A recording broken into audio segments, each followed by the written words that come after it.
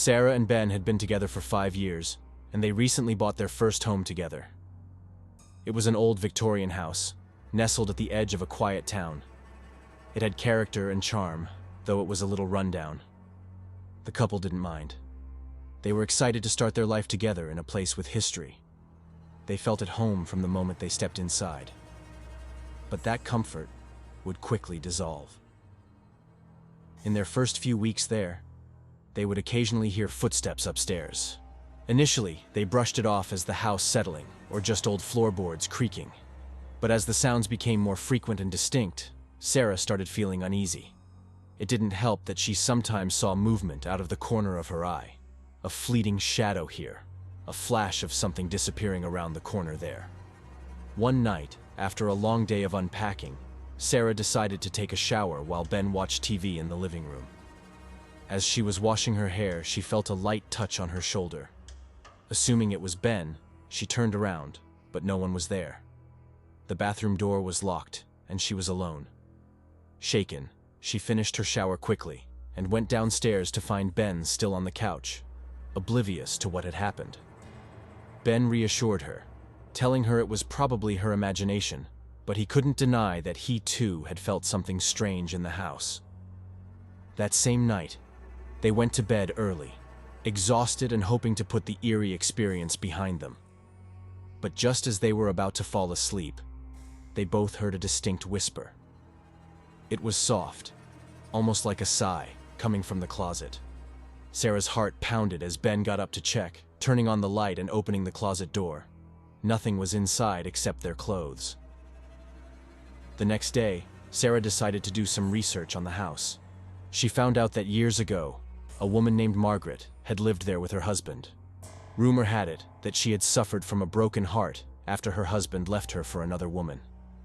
A few months later, Margaret was found dead in the bedroom. She had taken her own life. With this new knowledge, Sarah and Ben started to believe that Margaret's restless spirit was haunting the house. They tried to ignore it, but the encounters grew worse. Lights flickered, doors opened on their own, and the whispers grew louder, as if someone was trying to talk to them. One night, Sarah woke up to find Ben staring at her, his eyes wide open but seemingly unfocused. She gently shook him, asking if he was okay. But he didn't respond. Instead, he reached out and placed his hand around her neck, squeezing ever so slightly. "Ben, stop!" she cried, but he didn't seem to hear her. Just as she began to panic, his grip loosened, and he blinked, looking around as if he had just woken up. The next morning, Ben had no memory of what had happened. Disturbed, the couple contacted a medium, who confirmed their fears.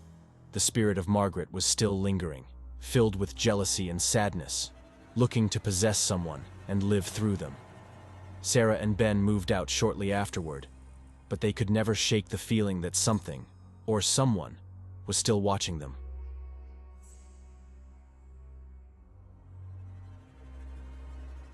In a small European village, a mysterious fortune teller named Madame Celeste was renowned for her accurate and, often, unsettling predictions.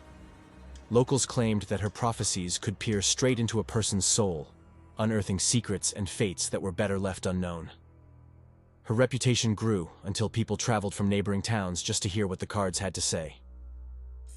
One autumn night, a skeptical man named Ethan decided to visit Madame Celeste out of curiosity. He didn't believe in the supernatural, but he thought it would be a fun experience.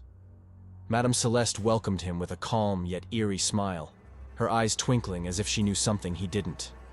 She shuffled her deck of old, worn tarot cards with precision, and as she spread them on the table, her face turned pale.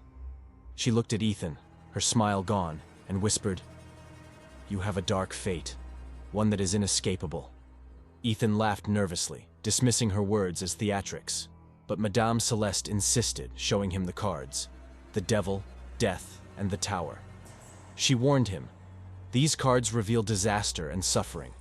But beware, your fate is not in the events, but in a curse of sight. You will start to see things that are real but unseen to most." She offered him a blessing to ward off the visions, but Ethan refused, amused by what he thought was a gimmick. However, that night as Ethan walked home, he felt uneasy. The shadows seemed longer, darker, almost as if they were watching him. Shrugging it off, he went to bed, dismissing the entire experience as nonsense. But when he closed his eyes, he started hearing whispers. They were faint at first, but they grew louder, chanting his name, beckoning him to open his eyes. When he finally did, he saw a figure standing at the foot of his bed. A woman, her face obscured, her form barely visible in the darkness. He sat up, his heart racing, but as soon as he blinked, she was gone. Convinced it was a dream, he tried to shake it off, but the visions persisted. Over the next few days, Ethan's life became a living nightmare. He would see strange faces in reflections, shadowy figures lurking just out of sight, and dark omens wherever he went. He visited other fortune-tellers, priests, and healers, desperate for a cure, but nothing worked. He would go to sleep and wake up in terror, surrounded by the same ghostly figures that grew clearer each time he saw them.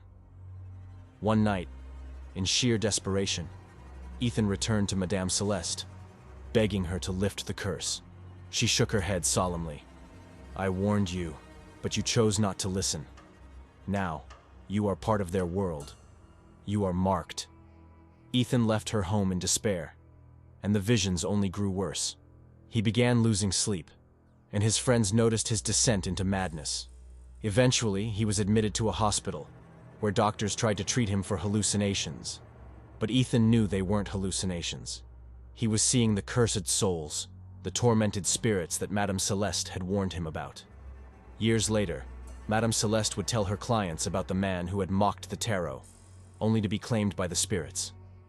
And some say that if you visit her late at night, you might catch a glimpse of Ethan in her crystal ball, forever trapped between worlds, cursed to see what no living person should.